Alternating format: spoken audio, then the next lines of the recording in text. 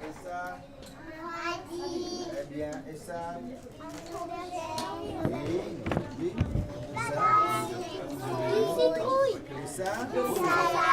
On a fait un travail de classification. Voilà. C'est un moment exceptionnel qu'ont pu vivre ces enfants de l'école du Parc, des élèves de 4-5 ans.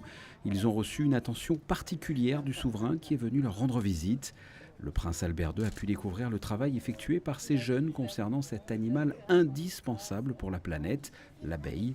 Ils ont ensuite décidé symboliquement de planter des sachets de graines dans la cour de récréation. C'est un projet qui a été initié par la Fondation Albert II en collaboration avec l'Éducation nationale pour sensibiliser les enfants des écoles en général sur la protection des abeilles.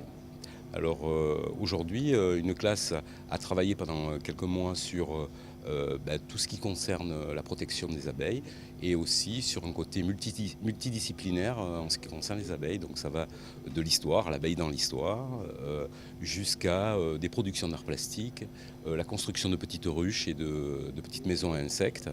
Et ça va se concrétiser en fin de compte avec une plantation de plantes mellifères.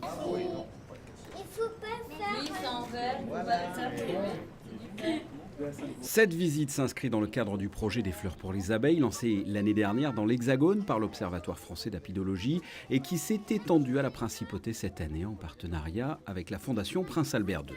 On protège ce qu'on aime. Et pour aimer quelque chose, il faut le connaître.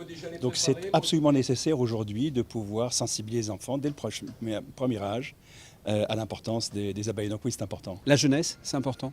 Mais c'est fondamental parce que je dirais, prenant mon exemple, qu'on n'a pas été éduqué dans ce cadre de sensibilisation aux problèmes de l'environnement. Et aujourd'hui, il est fondamental de le faire pour les jeunes générations. Et c'est elles qui, dans une certaine mesure, aideront aussi leurs parents, qui peut-être ne l'ont pas été non plus, à mieux appréhender ces problèmes et à être plus respectueux de la nature. Ceci pour préserver l'avenir de notre planète. Au total, 3000 sachets de graines ont été distribués dans les écoles monégasques, des sachets de fleurs des champs pour que les abeilles et plus généralement les pollinisateurs puissent continuer à butiner. Les enfants vont ainsi se transformer en ambassadeurs de cette cause animale.